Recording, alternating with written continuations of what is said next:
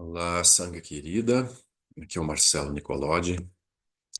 Vou começar a gravar uma série de vídeos contando um pouco da fase inicial, assim, do histórico do Seb Abirati. Então, a gente está aqui no final de 2024 e já são alguns anos, né, que o Seb Abirati surgiu. Então, é muito fácil a gente esquecer como tudo começou, esquecer o histórico. Acho que pode ser interessante tanto para nós relembrarmos e também para as próximas gerações do Abirate, né, que possam aproveitar uma compreensão maior, né, não só de como tudo aconteceu, mas também de como as decisões foram fundamentadas, por que a gente fez de uma certa forma e não fez de outra. Acho que pode ser útil, né? Pode ser interessante. E como nessa fase inicial, assim, eu tive bastante envolvido, né? Participei da maior parte das etapas. Então, acho que é interessante, assim, que eu grave. Tem bastante informação. Então, a gente vai contar um pouquinho aqui. Então, esse primeiro vídeo, eu vou falar um pouco sobre, desde o início do sonho da aldeia no estado do Rio de Janeiro e depois Minas Gerais, até a compra da terra. Então, esse é o primeiro bloco. Então, a gente, né, no SEB, o Lama Santem fundou o SEB Caminho do Meio lá em 1997, quando foi feita a compra das terras no sul, em Viamão, no Rio Grande do Sul. Então, aquilo foi se tornando, né, um lugar de retiros, de moradia, de vivência, e pessoas do Brasil todo acabaram indo conhecer, assim, né, nos retiros de verão, retiros de inverno e etc. Todo mundo, aos poucos, foi conhecendo, né, assim como era bom morar, né, em Sanga e como ter um templo e ter as práticas perto, né, era algo muito favorável. Então, esse né, um sonho, né, de ter espaços como aquele em outros lugares do país. Isso foi surgindo aos poucos, né? Então, o Lama foi desenvolvendo, né, essa ideia, surgindo a ideia da rede de aldeias SEB. Então, aquilo foi avançando ao longo dos anos, né? Então, mas depois de Viamão foram surgindo outras áreas, como o SEB da Armata, SEB Alto Paraíso, o SEB Sucavati, em Curitiba, o SEB Recôncavo, na Bahia, o SEB Canelinha, em Santa Catarina, e assim por diante, né? Foram surgindo novas aldeias aos poucos. E aí, na região, né, do Rio de Janeiro e Minas Gerais, o Lama ofereceu retiros em Petrópolis, ali no distrito de Araras, a partir de 2005. Então, pessoas, né, do Rio que tinham ido aos retiros em Viamão, começaram a sonhar isso em grupo, né? Os retiros em Araras foram um ponto de convergência entre pessoas do Rio de Janeiro, de Niterói, de Petrópolis, de Teresópolis, de Volta Redonda, de Macaé, de Minas Gerais também, de Belo Horizonte, de Juiz de Fora e assim por diante. Então, aquilo foi um ponto aglutinador. Havia essa ideia de adquirir uma terra, e especialmente, de preferência, ali no estado do Rio de Janeiro, que fosse próximo, né, à cidade do Rio, e como todo mundo tinha referência ali de Araras, se possível, no município de Petrópolis ou Teresópolis, ali pertinho, né? Então, isso foi sendo sonhado, né? Muitas pessoas participaram desse processo, né, desde o início, assim. Então, os grupos de Petrópolis, Ana Luísa Berredo e tantas outras pessoas. Aí no SEB Rio, Luiz Felipe Vilas Boas, Miguel Irado, Luiz Guilherme da Irado e tantas outras pessoas sonharam juntos assim, né? O surgimento de uma aldeia, né? De uma terra pura no estado do Rio. E esse processo foi longo, de 2005 até 2019, houve esses retiros em Araras, e nesse período todo isso foi sendo trabalhado, né? Amadurecido. Havia interesse, mas não havia muita disponibilidade também de pessoas que pudessem ir fazer efetivamente isso. E também nunca surgiu uma terra muito viável, né? Em vários municípios, né, foi procurado, assim, não só ali na Serra, mas em outros também mais próximos à cidade do Rio de Janeiro, e aquilo não convergiu. nesse período, mas o sonho seguiu forte assim, né? Aí houve um momento em que surgiu também a possibilidade no estado de Minas Gerais, não só no estado do Rio de Janeiro, mas também sangas começaram a olhar, por exemplo, Belo Horizonte, a sanga de Belo Horizonte chegou a olhar áreas assim, pensar em áreas próximas à cidade de Belo Horizonte. Havia talvez uma ideia de que Minas e Rio tivessem aldeias separadas, né? Uma no estado de Minas e uma no estado do Rio. Mas aí, em 2018, surgiu uma possibilidade no município de Juiz de Fora. Então, a Sanga de Juiz de Fora já vinha se formando há alguns anos, né? Então, começou com o Jeb, com a Cláudia Alegro, e aquilo depois foi crescendo, né? O Lama tinha feito uma palestra também na Universidade Federal, um tempo antes, e aquilo foi se movimentando e mais pessoas foram se aproximando. E aí teve um momento em que o Paulo, né, o Paulo Meira, é um amigo da Sanga, né, participante da Sanga também. Ele tem uma fazenda na região de Juiz de Fora e ele também é um corretor, né, ele vende também terras na região. Então o Paulo trouxe uma sugestão, olha, tem uma terra muito interessante, assim assado. E aí ele levou o grupo de Juiz de Fora para conhecer e todo mundo achou muito bom, né? Essa fazenda é Santo Antônio dos Cordeiros localizada em direção ao distrito de Torreões, né, uma região rural do município de Juiz de Fora. Então, o Paulo, nessas primeiras visitas, levaram assim interesse, né, na sanga local, e aquilo com o tempo pessoas do Rio também foram visitar, e algumas gostaram, outras não gostaram tanto, então surgiu ali um impasse. Né, havia um interesse de uma certa parte da sanga e uma outra parte achava que ainda não era, né, assim, a opção ideal, né, para o surgimento de uma aldeia local, né? E o Lama sempre dando muito apoio, muita energia para a Sanga, assim, para isso acontecer. Aí no retiro de abril de 2018 em Araras, naquela conversa, né, sobre a aldeia, sobre o sonho da aldeia, então o Lama tomou uma atitude mais prática, né, pediu para circular uma lista se, né, quais pessoas teriam interesse em ter um refúgio, né, numa aldeia na região, ainda sem definir o local exato, e que estariam dispostas, né, assim, a fazer essa doação de cerca de R$ 40.000 para poder viabilizar a aldeia. E aí aquela lista foi uma lista grande, deu mais de 70 pessoas nessa lista. Então aquilo começou a tomar mais elemento terra, assim, mais chão, né, nesse período aí. Aí no segundo semestre de 2018, eu estava em retiro em Alto Paraíso, daí quando eu saí do retiro, a Mariana, da Sangue de Juiz de Fora, conversou comigo. Olha, a gente está super animados, né, com uma terra lá em Juiz de Fora. E falei com o Luiz Guilherme disse que vai esperar um pouco você voltar para a gente conversar, ver se, né, se você ajuda também a convergir um pouco, né, essa busca e essas decisões, né? E aí, ou seja, se eu queria participar, né, também desse processo de surgimento da aldeia. Aí eu conversei com o Lama lá, né, em Alto Paraíso ainda, e o Lama achou muito bom, né, que pudesse apoiar e ajudar isso a acontecer. E aí, em agosto de 2018, eu participei da primeira visita, minha visita, né, primeira na Terra. A Sanga já tinha ido algumas 2 ou 3 vezes. E aí eu achei muito favorável, né, o layout da fazenda, né, Santo Antônio dos Cordeiros, a proximidade da cidade, né, ela estava a 7 quilômetros da BR-040, a 23 quilômetros do centro de Juiz de Fora. A estrada de acesso não era muito boa, mas não era ruim. A gente percebeu que os vizinhos, os moradores da região também viviam muito bem com carros comuns, né? Carros 1.0, sem tração nas quatro rodas, etc. Então, havia uma pequena comunidade ali na região já, né? Assim, morando há muito tempo.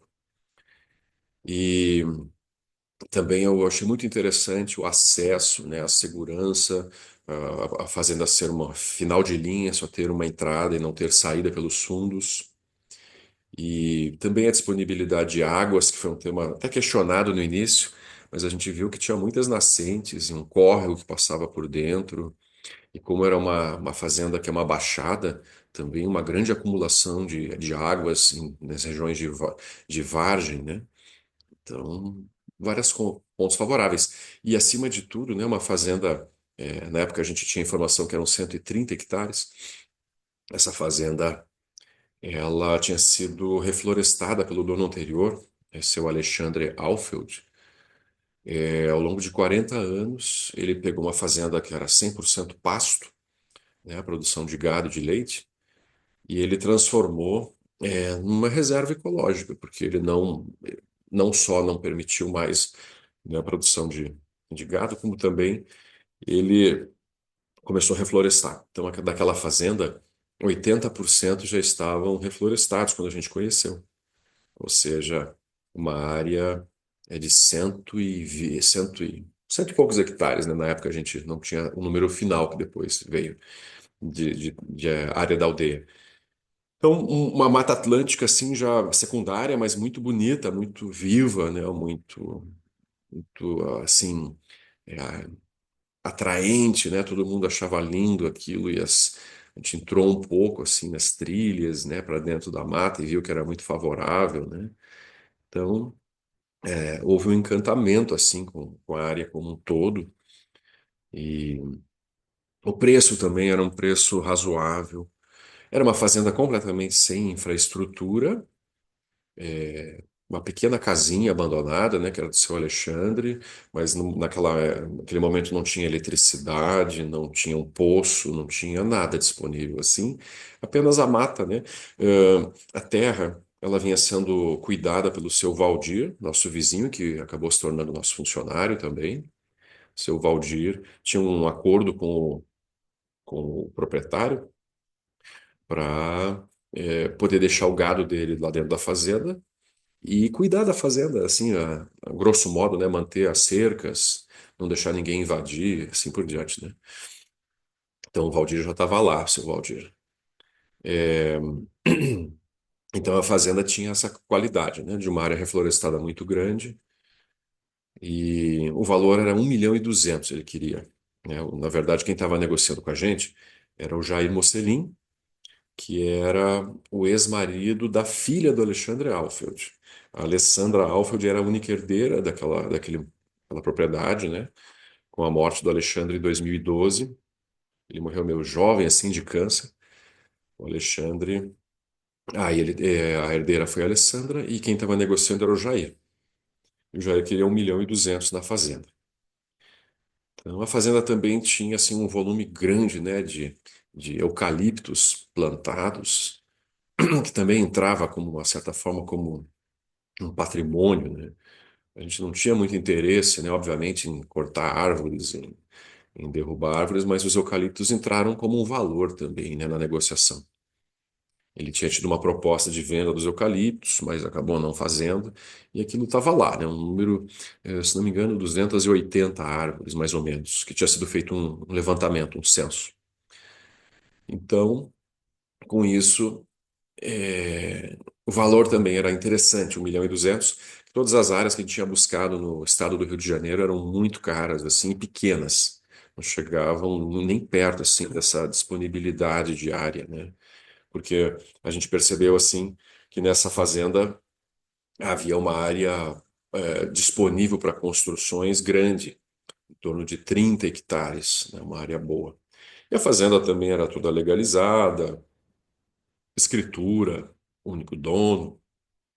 Então tinha uma série de facilidades legais também, né, que também eram atrativas. Não tinha nenhuma complicação jurídica, assim. Então a gente foi vendo, assim, né, que aquilo podia ser bom. Né, a Fazenda Santo Antônio dos Cordeiros, né, era a possibilidade principal. Mas isso não impediu que a Sanga seguisse também olhando outras coisas. Apareceram terras em Nova Friburgo, em Teresópolis. Então houve né, uma procura, assim. Mas de qualquer forma, aquilo foi convergindo cada vez mais para essa terra, né? Na época também teve outros questionamentos, por exemplo, em Minas Gerais havia acontecido aquele desastre de Mariana, né, rompimento de barragens. O estado de Minas todo tem muitas barragens, né, de mineração e de usinas hidrelétricas. E aí também houve esse medo, daí na época eu fiz um levantamento, né, na região de todas as barragens, né, em todas as direções, né, do Abirate, que na época não era Abirate, né, era Fazenda Santo Antônio dos Cordeiros. E aí ficou claro que não havia esse risco na região, não havia nenhuma barragem próxima que pusesse em risco. Então também a gente foi vendo, foi eliminando assim, né, as dificuldades maiores e vendo que era bom, assim, né, aquilo realmente não tinha muitos obstáculos. Aí nesse movimento, aí no final de 2018, a gente fez a fundação legal, né, do SEB Abirate, Centro de Estudos Budistas Bodhisattva Abirate. Então a gente é, fez a reunião de fundação no dia 28 de novembro de 2018. Então surgiu um grupo inicial, né, fundador, uma primeira diretoria. Na época, eu fui o primeiro presidente, aí o Luiz Guilherme do Errado, o vice-presidente, aí a Kátia Mafra, primeira tesoureira, o Augustus Almeida, o segundo tesoureiro, a Maria Cristina se tornou a primeira secretária, aí tem mais. Esse foi o grupo mais próximo, assim.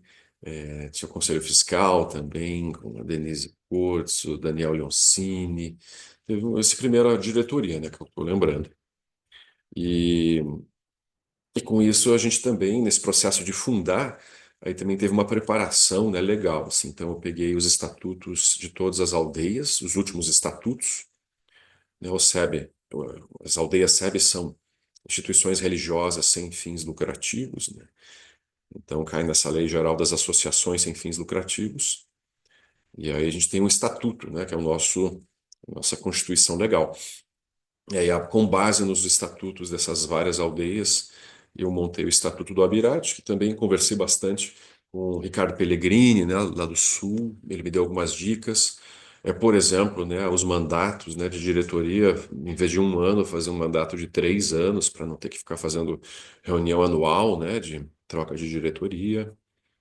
E ajustei algumas coisas também no Estatuto. Aí teve também essa peregrinação, né, na parte legal, cartórios e etc. Na época tinha um custo, ainda não havia recursos próprios do Abirate, daí eu e o Luiz Guilherme a gente pegou 900 e poucos reais do SEB Rio. Na época o SEB Rio tinha uma reserva muito boa, assim, né, de recursos. E a gente pagou essas despesas, né, iniciais, né, de cartório. Também eu vi isso, né, o registro do CNPJ junto à Receita Federal. E isso, nessa parte toda de confirmação. E aquilo deu tudo certo. Então, final de 2018, a gente já tinha, né, o Abirate fundado. Com isso, o próximo passo foi abrir uma conta corrente, né, no nome da instituição. E aí, ali em janeiro de 2019, aí a Kátia Mafra, né, a primeira tesoureira, e eu, a gente abriu no Banco Itaú a conta, né, do SEB Abirate para poder começar a receber as doações, né, com a ideia de comprar a terra. Ainda não era uma certeza que seria ali em Juiz de Fora, mas tudo indicava que poderia ser. A gente seguiu procurando, mas aquele era, né, era preciso convergir, né, de alguma forma, e a gente foi apontando nessa direção, né, de ficar no município de Juiz de Fora. Nessa época também ah, havia uma cliente, né, da Kátia Mafra e do Ednei, é, a Carmen Goretti, né, que era cliente deles na veterinária, clínica veterinária, e a Carmen contadora, daí eles conversaram com ela, ela se ofereceu para ser nossa contadora. Então, ela não cobra nada da gente, né, até hoje não cobra, então ofereceu isso como uma doação, né, vendo o nosso propósito, né, nossa motivação, assim, ela achou muito interessante. Então, a Carmen tem nos ajudado nesse sentido, né? Então, aí, em janeiro, né, a gente abriu a conta, aí começou a recolher as doações a partir de fevereiro. Então, a gente estipulou realmente esse valor de uma doação de R$ 40.000 para ter um refúgio no Abirate. Pela avaliação assim visual que eu tive da área, eu imaginei 70 terrenos inicialmente. A gente começou com esse número, né? 70 áreas, refúgios, né, para as pessoas poderem vir ter uma casa e participarem da comunidade, praticarem, sempre com essa compreensão, né, das aldeias Sebe, em que a pessoa não participa de um condomínio budista, mas ela participa, na verdade, de uma aldeia, de uma comunidade em que ela tem um direito, né, um termo de cessão de uso, um termo de cessão de superfície, para poder fazer uma pequena casa em que ela vá usar para os propósitos, né, da instituição, que são promover uma cultura de paz, promover os valores, né, que o budismo traz, né, para o Ocidente, desenvolver projetos positivos com todas as pessoas da região. Então, as pessoas que participam, né, do projeto do Serabirat têm essa clareza de qual é o propósito, né, de construir uma casa dentro da área do Abirat. Então, começaram a surgir, né, essas pessoas que se interessaram ali ao longo do primeiro semestre de 2019. E nesse período também nós fizemos muitas visitas. Então a gente coordenou aí muitas visitas convidando a Sanga toda de Rio e Minas. A ideia era essa, né? Construir uma aldeia que fosse atendesse o estado do Rio de Janeiro como um todo e o estado de Minas Gerais como um todo. E muitos grupos vieram, né? Então tem muitas visitas, as fotos até hoje, né? O pessoal todo muito animado, muito feliz, né? Daquela possibilidade. E a gente, acho que foram umas 20 visitas ali entre o final de 2018 e primeiro semestre de 2019, bem frequente. E aquilo foi andando. Mais e mais pessoas foram entrando no projeto, né, fazendo suas doações. E aí eu tinha um número também na cabeça, acho que quando chegasse nos 40 participantes, né, a 40 mil, 1.600.000, a fazenda tinha um valor de 1.200.000. Eu digo, bom, aí a gente pode fazer realmente uma proposta com tranquilidade, né? Essa parte do planejamento financeiro também foi mais ou menos assim. Então, olhando, né, que o preço da fazenda era 1.200.000, eu imaginei, né, 70 terrenos a 40 mil, são 2.800.000. 2.800.000, a gente paga a fazenda toda, 1.200.000, sobram 1.600.000 para fazer a infraestrutura básica, ou seja, montar área de moradores, né, abrir topografia, organização, abertura, né, assim, dos refúgios, ruas, rede de águas, rede elétrica, retirada de árvores e vegetação, correção das estradas e também área coletiva, ou seja, uma área comum que a gente pudesse trabalhar, uma casa, né, de administrativa, refeitório, cozinha, alojamentos, templo. Então, eu imaginava, né, que a gente ia, com esse valor, poder começar, né, a construir toda essa infraestrutura coletiva. Então, foi mais ou menos a ideia, né, assim, né, financeira da coisa. Aí, então, quando a gente chegou a 40, né, participantes no projeto, a gente decidiu, então vamos fazer uma proposta para o proprietário, o Jair Mocelin, né, que estava como a pessoa que tinha, né, uma procuração da Alessandra para fazer a venda. E o Paulo, né, o corretor, nos assessorando nessa fase toda, né? A gente também viu que os eucaliptos que estavam plantados tinham uma avaliação, um censo, eles valiam algo em torno de 200 a 300 mil reais. Não tinham sido retirados, teria esse trabalho também de retirar, mas aquilo já estava, de certa forma, todo registrado, né? Assim, árvores antigas, né, com mais de 30, 35 anos, bem volumosas e muito altas, né? 50 metros, 40 metros. Árvores assim bem marcantes, né? Como todos que participaram dessa fase testemunharam, né? Mas aí foi, a gente começou a negociação com o Jair, nossa proposta inicial de 900 mil reais ele achou absurda, assim, achou até ofensiva, e aí ele não quis nem falar sobre isso. E a gente foi aumentando um pouquinho, a gente ofereceu 1.100.000, ele ainda achou pouco, ele queria 1.200.000 exatamente, né? Mais a comissão do corretor, que era 5% do valor total, mais 60.000. E aí a gente, assim, o Jair não flexibilizando absolutamente nada, a gente também resolveu procurar outras terras também. Aquilo a gente ficou um pouco, né? Um pouco assim chateado que ele não querer, né, ceder em nada. na negociação. Então a gente chegou a ver, na época eu, Ednei, Sebastião, a gente foi e o Banco da Câmara ver uma fazenda grande, mas que não tinha as mesmas vantagens que a gente viu, né? Além de ser mais distante ainda, era uma fazenda assim de passagem, tinha uma estrada grande que passava pelo meio da fazenda, ou seja, muita circulação, né, de gente. Também não tinha infraestrutura, é uma casa muito antiga caindo assim aos pedaços. Então não era muito vantajosa, era um pouco mais cara também, 300 hectares, bem grande. Também a gente viu uma outra área que o Paulo nos levou perto da fazenda dele, mas bem menor também, uma terra de uns 30 hectares. Ou seja, a gente até tentou. Mas aí, com esse nosso movimento, né, de buscar outras coisas, provavelmente o Paulo avisou o Jair, né, olha, estão procurando outras terras. Aí o Jair resolveu ceder um pouquinho. Aí o Jair aceitou assim uma negociação de 1,1 milhão pela fazenda e 50 mil de comissão pagos à parte para o Paulo. Paulo e um outro companheiro dele que também tinha ajudado, dois corretores. E aí, nesse valor, a gente achou também, então tá bem, né? Não era bem. A gente achou que podia até diminuir mais, mas a gente resolveu fechar. Então aí começou, né, assim, um desenho do contrato de compra e venda. Nessa época também o Bruno Schmidt lá de Teresópolis, né, do grupo que tem um terreno também com a Claudiane, ele nos ajudou bastante, né, nesse processo, né? O Bruno me ajudou a corrigir o contrato de compra e venda. A gente ficou nesse bate-bola com o Jair e o advogado dele, que é o Rodrigo Schmidt, ali de Juiz de Fora mesmo. E aí a gente foi acertando. A gente daria uma entrada de 115 mil reais e depois, na medida em que mais pessoas fossem entrando no projeto, a gente tinha um prazo, né, para pagar uma segunda parcela de 415 mil, e também isso dependia de o Jair resolver uma pendência que tinha no nome da Alessandra, uma pendência de INSS trabalhista.